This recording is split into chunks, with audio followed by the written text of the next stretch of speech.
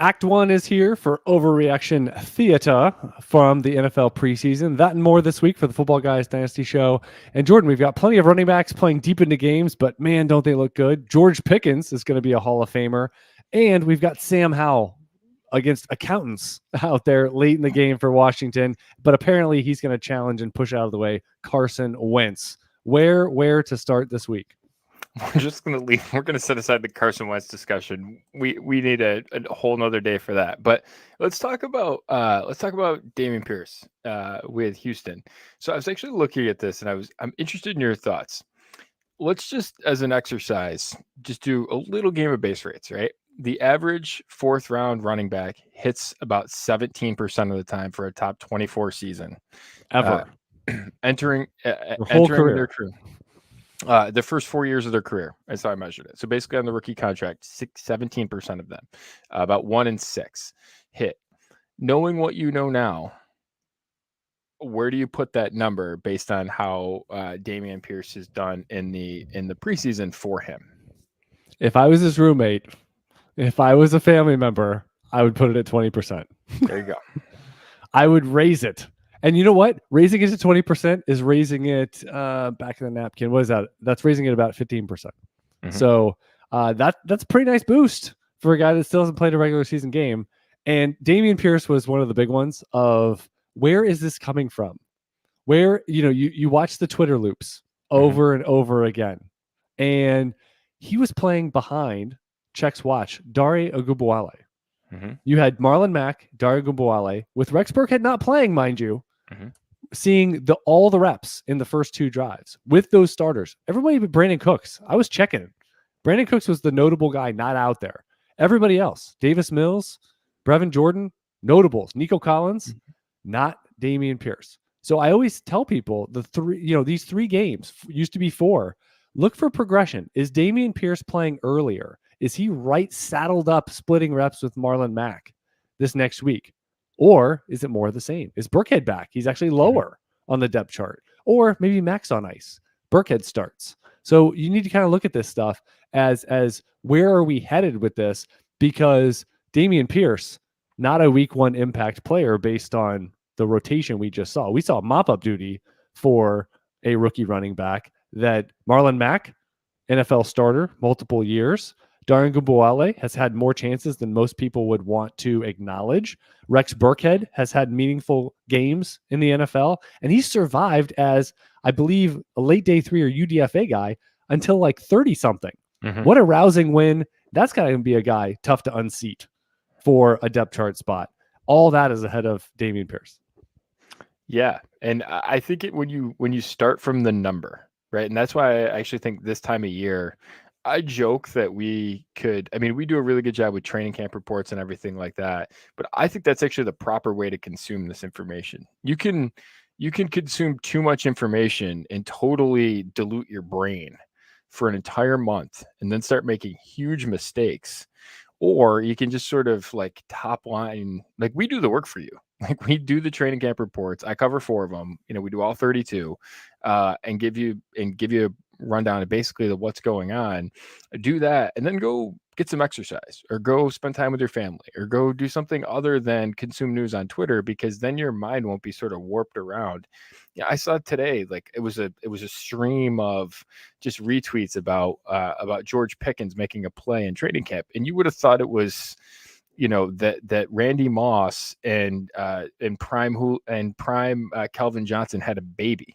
Right. And that's what was now playing wide receiver for the Pittsburgh Steelers. I mean, it gets so mind altering that it's you have to basically back off. So that would be sort of my advice, is really start from the number and then be careful you're not over consuming, because this is a great time of year to over consume. Well, because you start double and triple and quadruple counting, right? Yep. Because your brain, I saw it again. It again. He's hot. I'll never be able to get him at X spot of my late rookie draft or in the startup draft. I got to go earlier and earlier and earlier to get those guys, get those hot buzz players. I will say, at least in terms of rotation, Kansas City, Isaiah Pacheco, we're seeing something different here. This is actually, and half of the reason I watch these games, part of it is watching the young players. We have not seen them at this level. How do they move in relation to their second team defensive peers or third team or fourth team, wherever it is? We're finally seeing them not against college players. But Isaiah Pacheco, running back 2 into the game behind Clyde Edwards-Helaire, he was in with the first team on the first drive of the game. And you saw guys like Ronald Jones fading down the depth chart and Jerick McKinnon behind Isaiah Pacheco. So this is a different situation for the later day 3 running back, as opposed to other running backs doing well, but buried in the second half of games. Yeah. Yeah, I think that's a notable one. One thing I'm actually writing a trade piece this week for the website, and it's centered around Isaiah Pacheco trades, because I think that it's instructive when you actually look at these trades. Scared money doesn't make money, right? And the Pacheco is basically found money right now.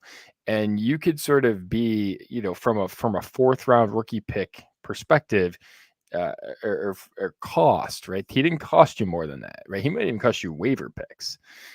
You then turn him into, he's now becoming a useful dynasty asset.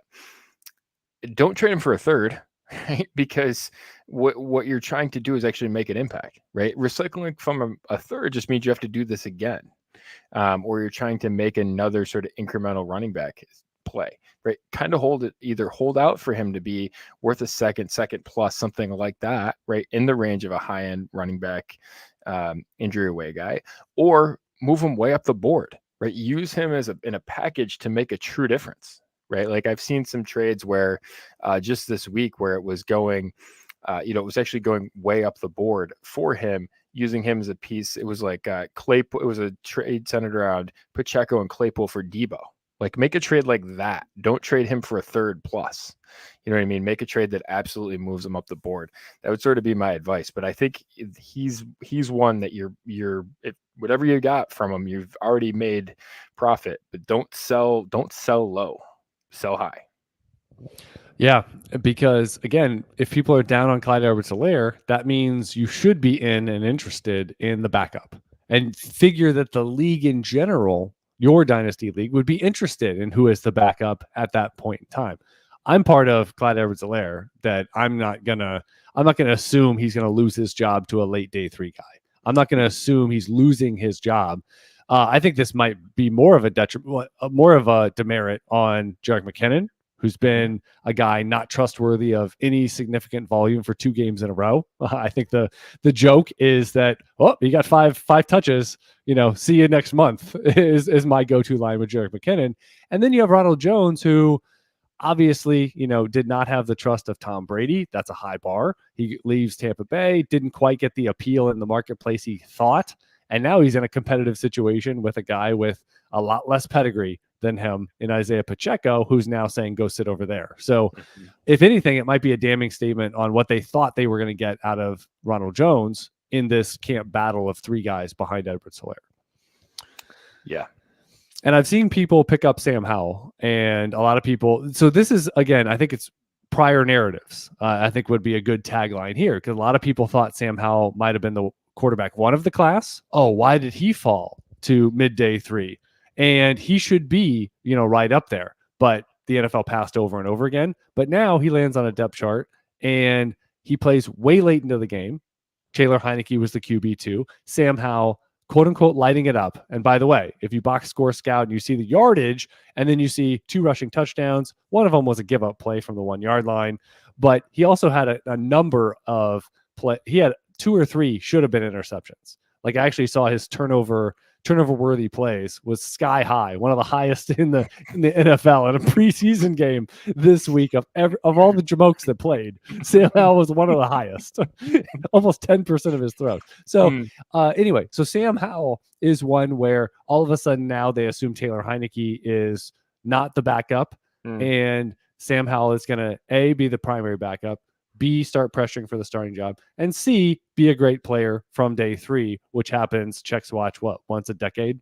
I mean, it's really not very often at all. So, and this is, again, going back to, well, what did I think of him in the draft? He's got to be great. And I'll just say base rates because you get to day 3 with quarterbacks and it's a vast wasteland of somebody pops and then they're gone. He's quarterback 3 on a depth chart. Let's keep that in perspective. Yeah. And it's interesting because like you sort of cited the PFF stats. Sam Howell, 78 out of 82 in PFF grades for week 1. Matt Corral, 82 out of 82, by the way. But I can't get over how bad Carolina's handling of the quarterback situation is. They're playing PJ Walker and Sam Darnold in front of Matt Corral. It makes literally zero sense. But yeah, I mean, the one thing I find funny, your piece about Clyde Edwards-Helaire over Isaiah Pacheco. I mean, that's just classic. Like you don't even need to pay super close attention. You're just ticking the base rates chance right there, right? You'd be like, all right, what are the odds a round 6 guy overtakes a round 1 guy? 100%. And honestly, like it doesn't have to be super complicated because if you that's make like fading Sony Michel in Miami, right? You're like, oh, Sony Michel's not going to have a role. Right. You just keep making that bet over and over and over and over and over again, and that bet will be right a lot more than it will be wrong. You just have to not get the problem with sort of using those types of situations is we think we're a lot smarter than we are, and we can decipher the one that's actually going to be in the minority. And the key is to just follow the rule, right? Just follow the rule and it'll sort of set you in the right direction. I think that Clyde Edwards-Helaire Pacheco example is a great one. The other thing I would say, and I was and am one of the biggest supporters of George Pickens, the profile. George Pickens within his rookie draft range, and George Pickens, what can he become in the NFL in general? And I even think it's too hot in this room because Deontay Johnson re-signed. What are they doing at quarterback?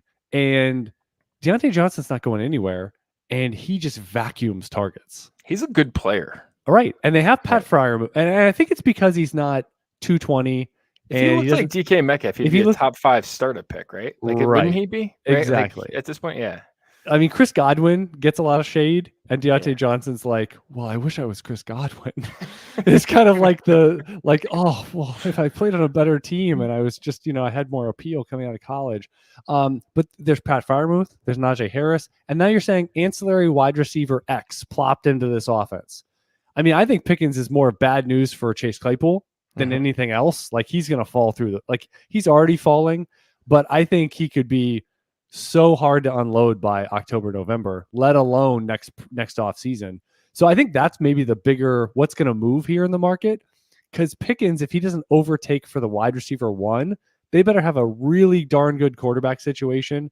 And it's not happening this year, but next season, you can have to, let's see what happens with DK Metcalf and Tyler Lockett this year. 2 good receivers on a team likely looking around saying, where's John Travolta to play quarterback? We need something here. And I think there's a very real possibility both of those really good receivers don't finish in the top 24. Maybe neither one finishes in the top 30. And just transpose that to other profiles, less established ones there in Pittsburgh as a duo. What is that going to do with that quarterback situation? So Pickens being wide receiver 50 this year, he could be a great player, but limited by situation and the fact that a wide receiver 1 is already there. Yeah. You take a first for him, right? And without flinching, right? It's easier in Superflex. I think you can name higher. I mean, I think I would have a first and a kicker personally. Okay. And I would use Pickens to get somewhere else. I mean, it's our tagline, right? Like, use Pickens in a 2-for-1 to get somewhere significant. So, I mean, if you're having trouble closing a deal for that anchor quarterback in Superflex or that tier 1, tier 2 wide receiver, close it by adding Pickens. Right. That will get it. Or, you're moving from an okay tight end option to one of the big 4 or 5. Use Pickens to close that gap. Got it. Like it. Yeah. Because the kick in the can, because from right now, if you drafted him at 111 or something, you mentioned the Pacheco example, going round 4 to round 2. You already have equity here. You got to August drafting a wide receiver in the first round. You have equity. So use it to jump. Don't use it to just give me that first. If it's super flex and it's a team where you're like, yeah, they're not very good, then I'm fine with that. But that wouldn't be plan A for me. Well, the team that's trading for a first for George Pickens in August is probably not going to be very good anyways, right? Like that's probably the team that, Noted. like, that's the person that takes that trade. The Noted. exact person you want to have there first. Yeah, exactly. Invest. It's almost like the opposite. Like you look at all the fundamentals of like companies, you know, if you're going to invest in Fortune 500 and stuff, you know, and all that stuff. And then for Dynasty, you do the opposite. You're like, yeah, I don't know about this guy. You follow all your league mates on Instagram and like who's making bad decisions, like just in life, and you're like, I think that's gonna bleed over. I think when I see what they look, you know, the fact that they're just like MIA on a Sunday because from Friday at 6 p.m. all the way through 3 a.m. on Saturday, a lot of bad decisions, many bad decisions. What's not a bad decision though is subscribing to Football Guys. You want to go over to footballguys.com/dynasty winners. That is the new link here to subscribe over to Football Guys. Jordan mentioned it. We are flowing with training camp reports every single week. You're getting updated rankings, all the preseason news. And if you've got redrafts going on, you've been dynasty minded for months now. Redraft's a whole different animal. They've got 4 or 5 different sets of ADP specific to your platform. Also, you're going to want to go in there, use the League Dominator, Draft Dominator, all of the tools. It makes it so easy. It's so easy. It value-based drafts as you go. It reassesses based on what your league mates and opposition are doing. It's really a no-brainer. Managing your leagues as well as roster management and drafting. All those things, it pays for itself in addition to all the content you're going to get over there. So sign up at footballguys.com/dynasty winners. You want winners? Let's go over to Dynasty Trades. And Jordan, why don't you kick us off from the Shark Pool this week? All right, so Chad, I've got a couple. I've been perusing my Twitter polls here, and I'd be interested to see what your take on a couple of these are. So, Jonathan Taylor and a 2023 first or 103 in the Superflex startup draft. Oh, okay. So in the startup draft. So let's presume that you would take the remainder of Josh Allen, Patrick Mahomes, or Justin Herbert, or if you have someone else there. And Taylor usually goes, I believe, later first, maybe early second at a minimum in that draft. Well, what is more scarce, I would say. And I would say it's more likely Jonathan Taylor underperforms or sustains an injury and misses enough time that changes the outlook for that first round pick. So I would say in terms of scarcity, in terms of team building, you said it's within a startup draft concept. So I would build out with a quarterback. What about if that person's Justin Jefferson instead of Jonathan Taylor? Different conversation for team building. If it was start 3 wide receivers, I could see that. You have a bigger window than Taylor. Changes it a little bit. I think we could have a Cooper Kupp type season out of Jefferson. So, yeah. I mean, again, I just have enough discounted quarterback profiles. I could probably make that work. So I found some fun stuff. So 77% of people took Taylor in the first over 103. 84% actually took Jefferson in the first over 103. What's interesting about that is I went back to all the startup drafts in the database since May 1st, and there's 76 of them.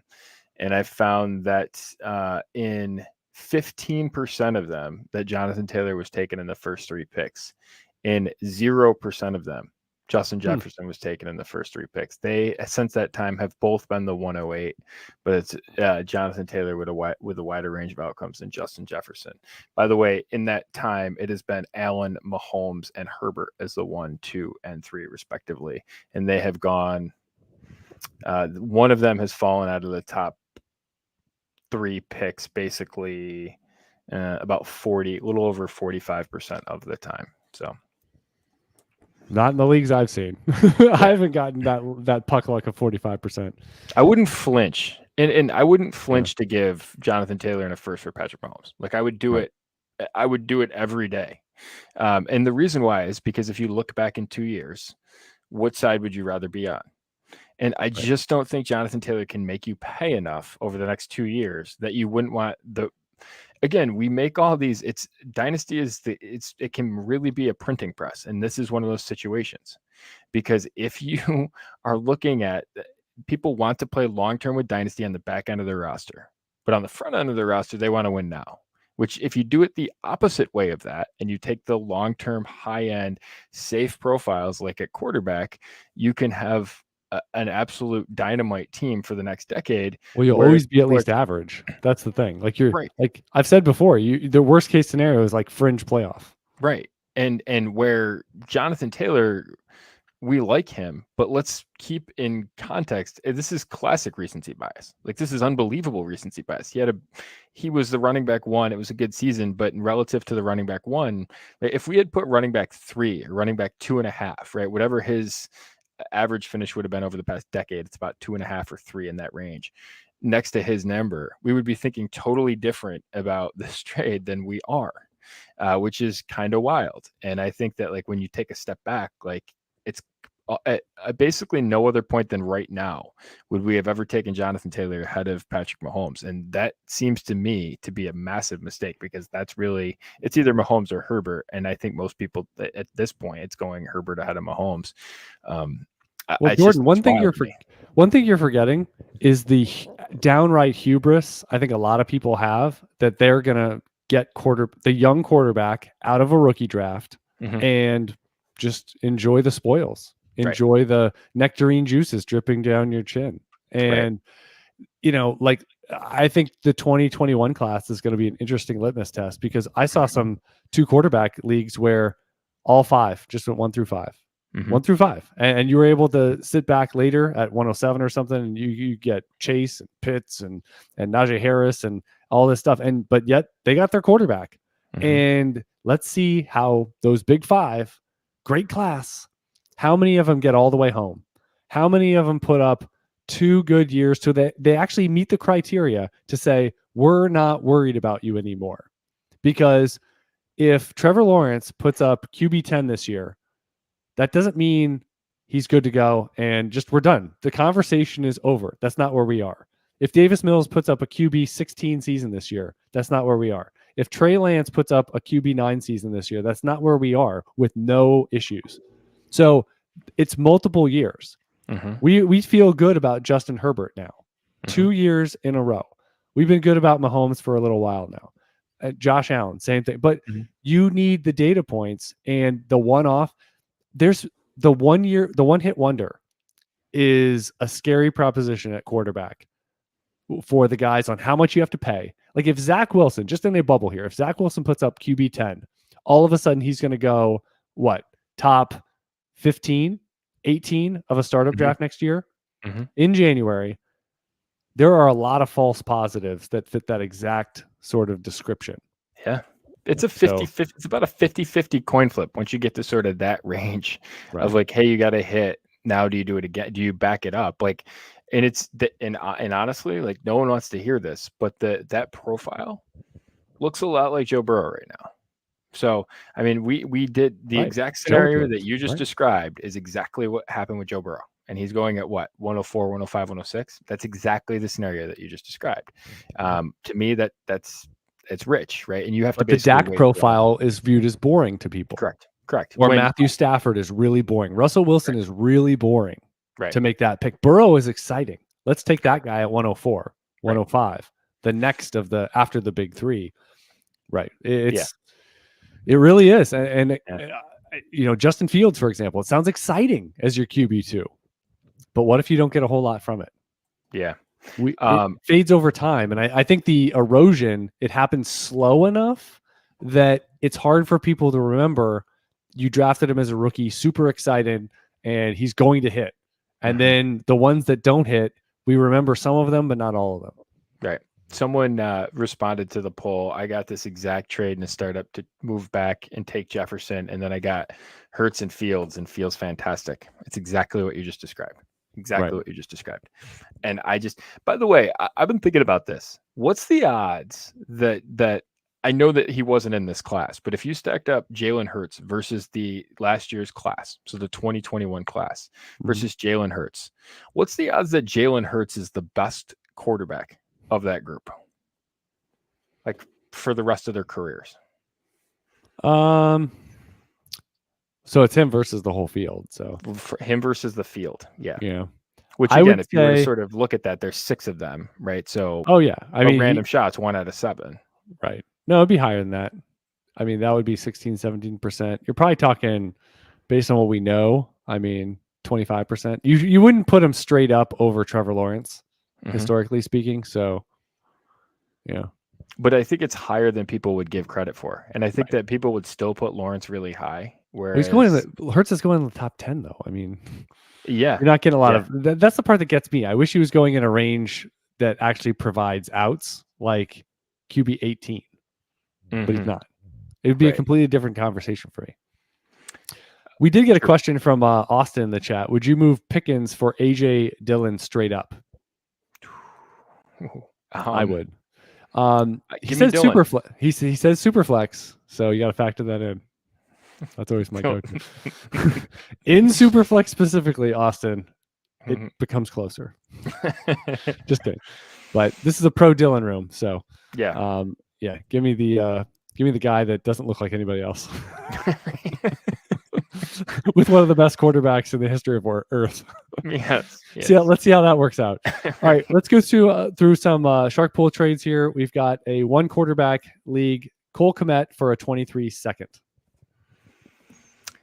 I mean, that's kind of the range. I think if you don't think a tight end can really stick out, you take the pick. I think Kmet's pretty replaceable, so I'd take the pick and try to address the position some other way. Tight end's a tough position to take like a half measure at. Either take a full measure or punt it, right? And that's kind of my position. Kmet's not punting, right? Yeah, right. So I would do one. You got the answer. Yeah, I would say, especially if you've got anywhere between tight end 6 through 12, 13, 14 of cost, that you better have a really darn good feeling that they can possibly join that big group at the top. Right. Like for me, I mean, we'll see about volume, but maybe Dalton Schultz can get home. But Dallas Goedert's one, I think we both think, has that potential to join that group. But there's not many others. Like Pat Freiermuth to me is really overvalued. I mean, 2 tight end and playing the floor game has value, but in most formats, I mean, you're chasing ceiling, and I just don't think he has it. So Kmet is sort of like he's on the Freiermuth spectrum. Maybe he's a little better. Maybe he's a little worse. We'll find out. But both of those guys, I wouldn't be surprised if it's like you look up in 5 years and it's like, yeah, they got 3 top 12 finishes. And you look and it's like 8, 10, and 11. It's like early career Austin Hooper. You're like, and you're like, yeah. And you're like, well, no, he actually peaked out with like 5 or something. I think he had he got closer. He had one magical year. But almost like the Hunter Henry, right? Like Hunter Henry, you kind of shoulder shrug. It like sounds like a great idea, but you're like, what did that really do? Hey, did you see? Speaking of Dallas Goedert, did you see the first drive of the Philadelphia Eagles game? 8 Pretty plays, exciting. 8 passing calls. I was like, well, it's 13 of 14 too. I think, right, of 2 drives or something. Or no, they said Hurts plus Minshew. Yeah, something like 14 plays, 13 dropbacks. Yes, like fire up the band. I'm all in. Well, with those weapons and those investment points, I mean, they better not run the ball. You have to. Like, I mean, I was thinking about that. I was like pitching myself just this again today, and I was like trying to talk myself through it, and I'm like, why, if you were satisfied with the way your offense looked last year, you wouldn't have acted the way that you did and traded for AJ Brown. Right. That's not the solution to what you're right. You wouldn't. That's not what you're. That wouldn't be the act that you would take in response to being satisfied with the way your offense looked at the end of last year. It wouldn't be. And so I'm super interested because I think if this team throws a lot, Goddard can erupt and he has tight end 1 well in his range of outcomes if they throw. Well, imagine if AJ Brown misses a month. Could you imagine? Wait, this is the first year with going into it, and for the whole thing, no Zach Ertz, right? Right. Yeah, I mean, he was on the team to start last year. Right, and he would jump from. I mean, there's a lot of stuff too. Like Ertz, Goddard on a per route run basis. He's been a top 12 guy in adjusted points per game multiple years with having Zach Ertz on the same team. Right, and he jumped last year. That in and of itself is pretty nutty. Yeah, when Ertz was in, right, when Ertz was on the team, he was running like 60%. He was running routes on 60% of dropbacks. When Goddard, it was just Goddard and Ertz had gotten traded, it was up to 80%. Like, it's all pointing in the right direction of like, hey, this could really Perfect storm. This could Yeah. absolutely pop, and I'm super excited for it.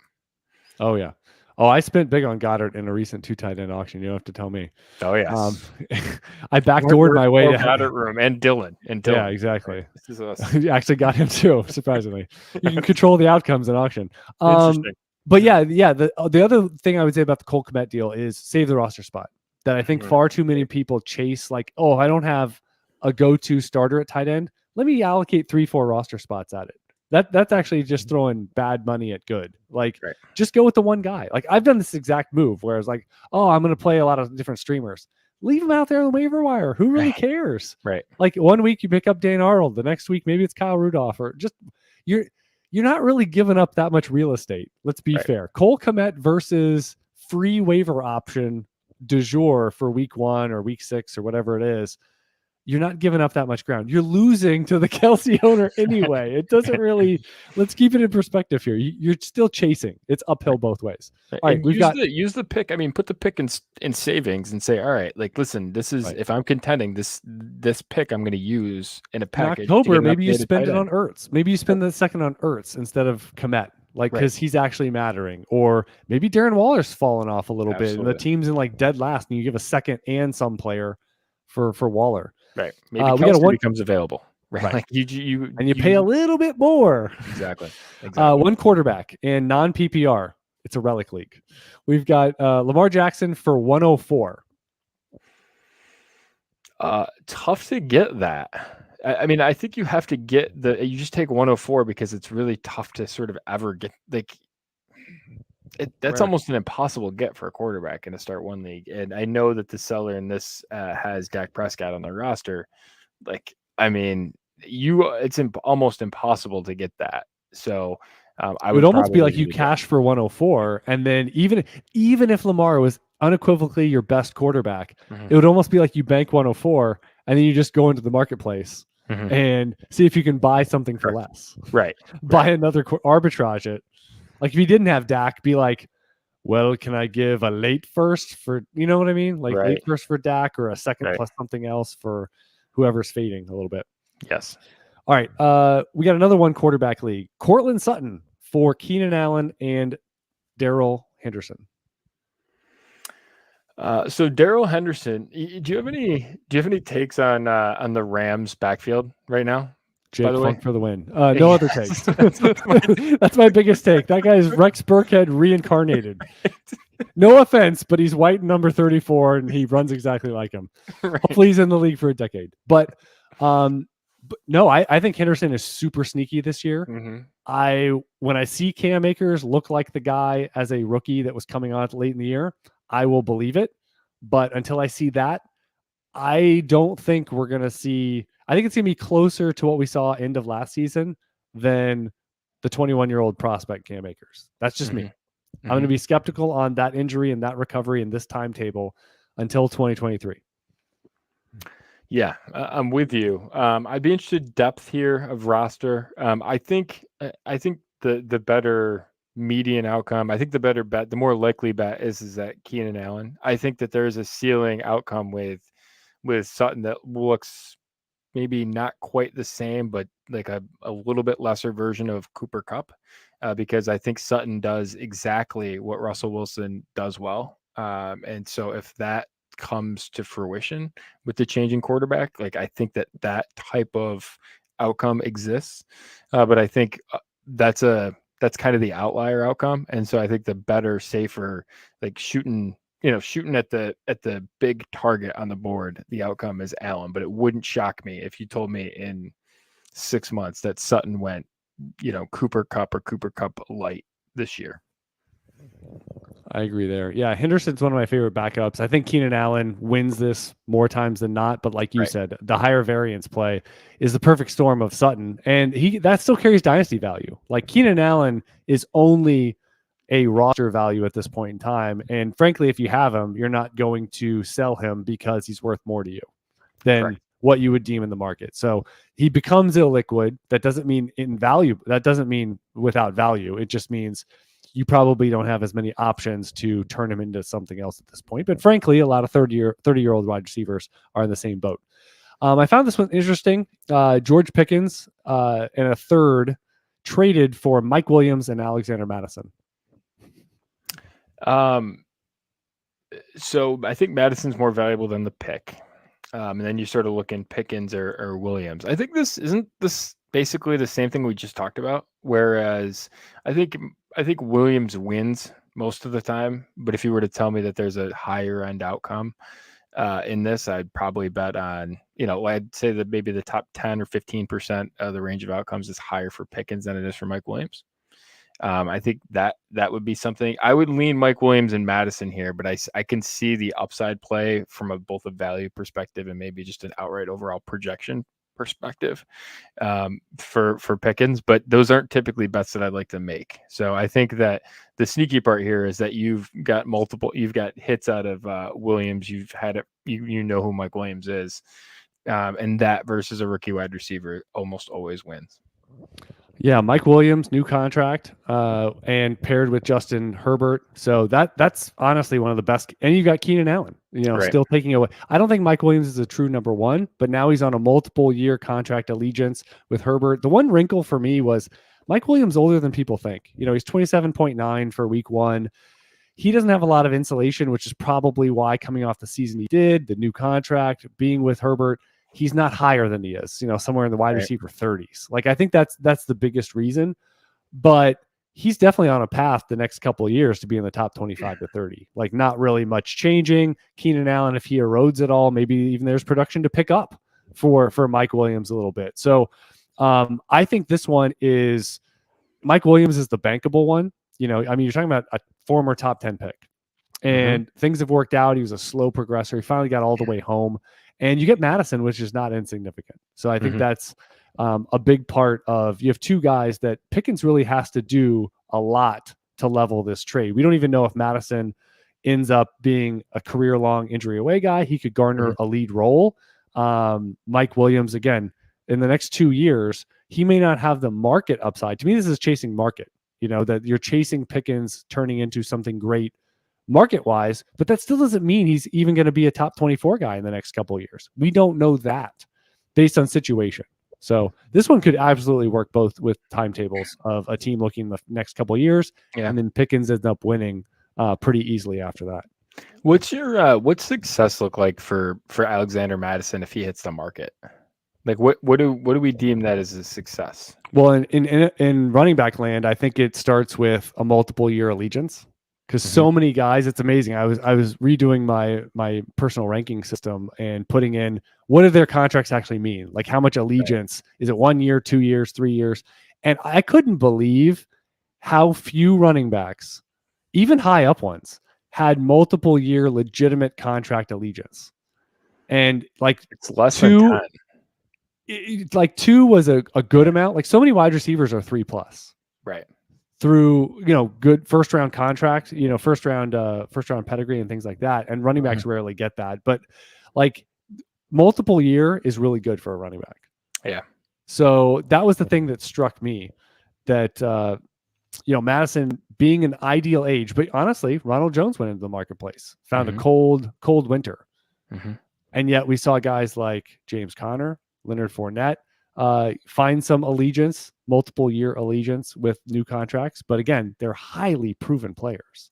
So do you think is James Conner situation last year in 2021 where he went to a situation where they didn't have a proven guy, right? There was maybe a suboptimal running back one, like an undersized, unproven long-term running back one in front of him, and they signed him on a lesser deal, and he gets a great opportunity, improves himself, and then sort of makes his money. Is that is that what success looks like for Alexander Madison? Yeah, probably. Yeah. Did you just subscribe Buffalo? Someone asking for a friend. Yeah. I mean, I'm all like, listen, if they want to call me up, I will give my endorsement of Alexander Madison. I will even donate Maddie the Axe. No, they're doing the Bills are doing it right. Just keep drafting day 2 guys and then not thinking they're the guy. That's exactly the roadmap to use. I will say, if you want to see an uncomfortable running back, watch James Cook's interior carries this past week. Yeah, I'd be getting some wide receiver reps. I'd be pushing him that direction if I were the team as well. Did not look comfortable. Does not look like Dalvin. Maybe we can stop saying that on every broadcast and every coverage of James Cook that we've heard for the last 12 months. That's not why they brought him in, right? Like, apparently not. Again, if you're Buffalo, and when it matters, you're calling 17's number, right? You're not handing the ball off to James Cook. You're calling Josh Allen's number. I don't understand why people want to put a running back there. Like, that'd be the last thing I'd invest my time. One of the spots I drafted James Cook, already traded him. He made it 3 months on my roster. I packaged him up for something else. I was like, good job. You made it through part of the summer. Excellent.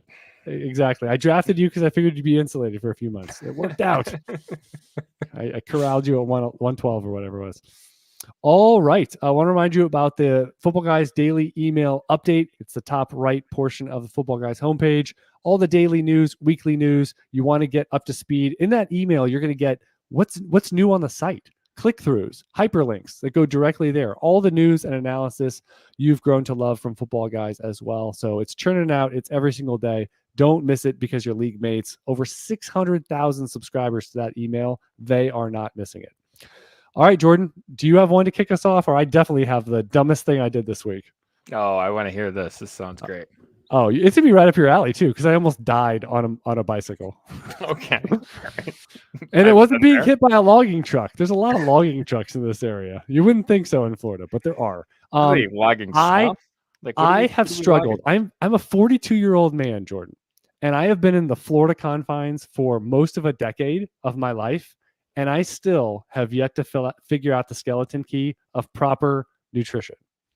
Because I get into these situations, hot Florida, 100 and something heat index, humidity through the ceiling, and I have a long bike ride, play tennis for a couple hours. On this bike ride home, I had to take a break. I've never done that before. I stopped at a gas station about a mile from home because I was like, I feel faint. I feel like I'm going to pass out. Mm-hmm. And I was like, I don't know if stopping is going to fix it, but I just feel like I need to stop.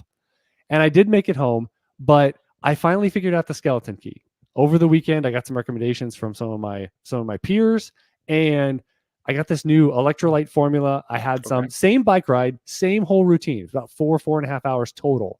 And I did the electrolyte stuff before I left. Mm-hmm. I drank the drink during like the first hour and a half or something while I was gone.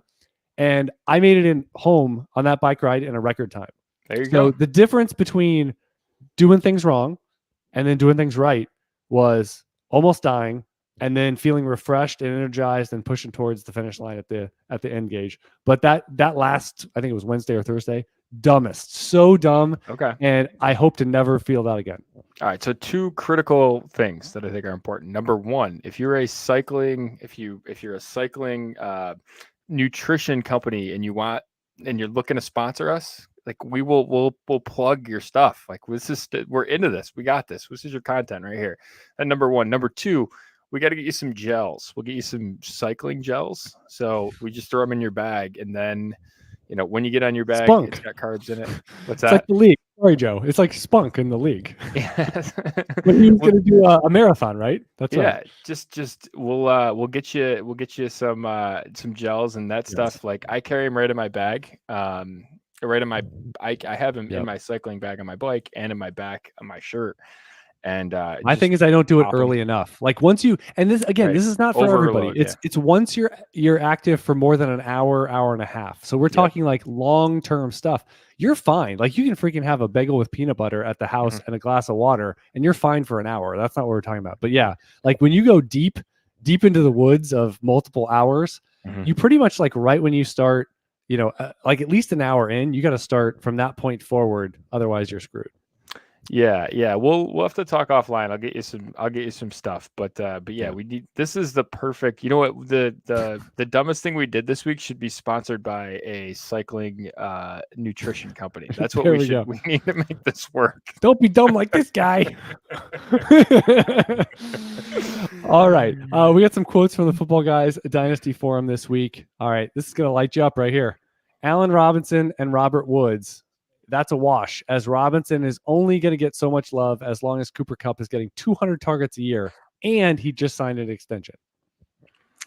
I think Allen Robinson's a better player. I'm just so fascinated to see Allen Robinson play with a good quarterback. He's literally never played. Like his best quarterback Who's his might best quarterback be. at Penn State?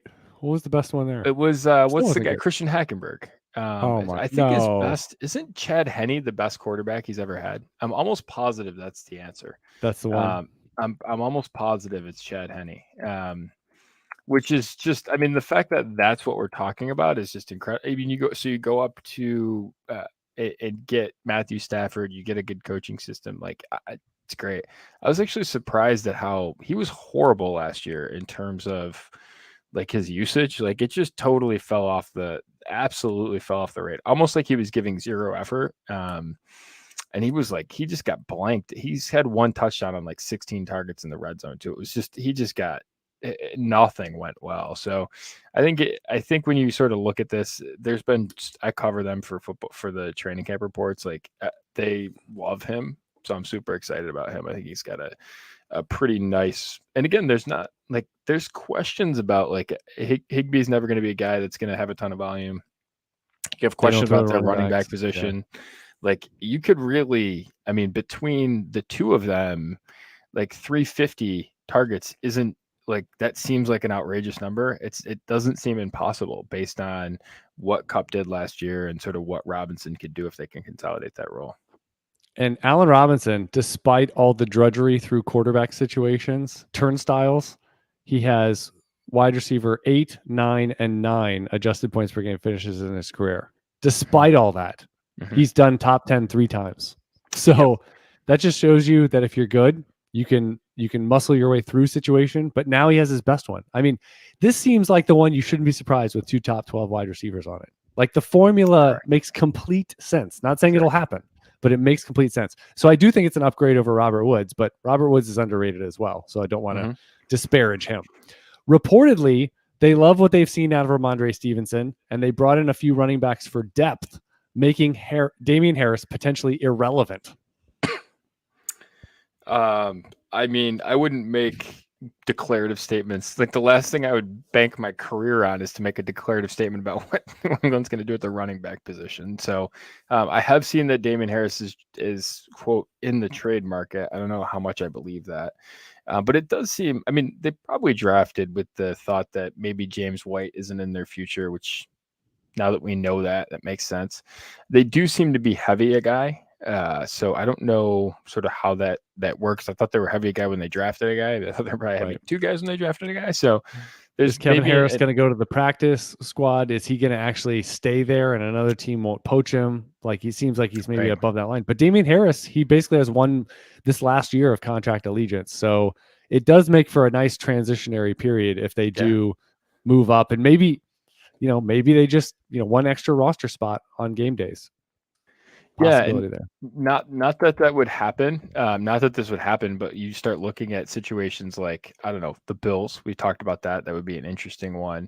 But there's not a ton of spots where you would look and say, like, here's a team that's going to go out and draft or and trade for a running back. I mean, Miami's probably not in that business, right? Like, well, you say that, Jordan. We have 2 more preseasons. That's true. Preseason weeks, and we didn't get the Cam Akers, J.K. Dobbins. We didn't get the big injury, right?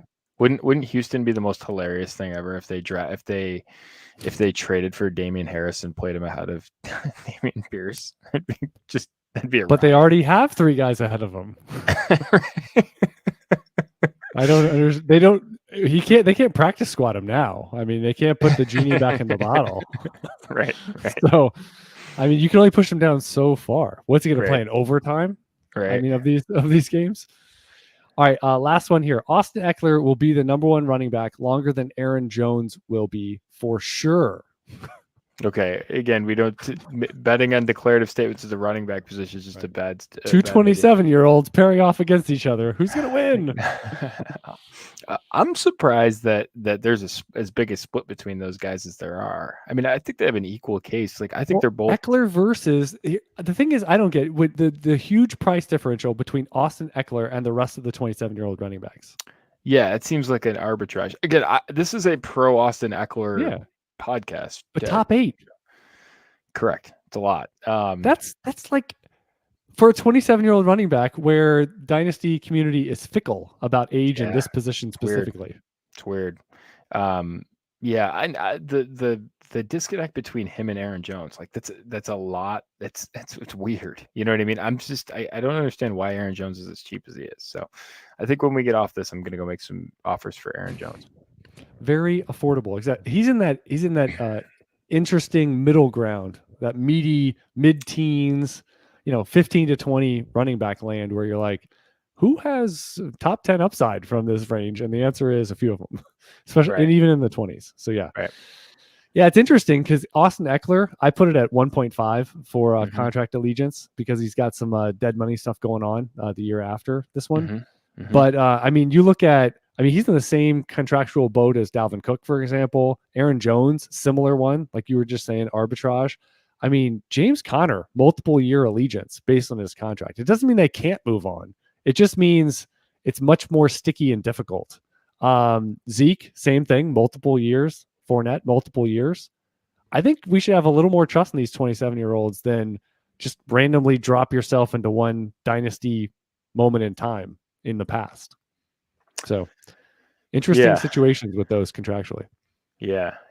Can I let me let's do this we'll do this offline.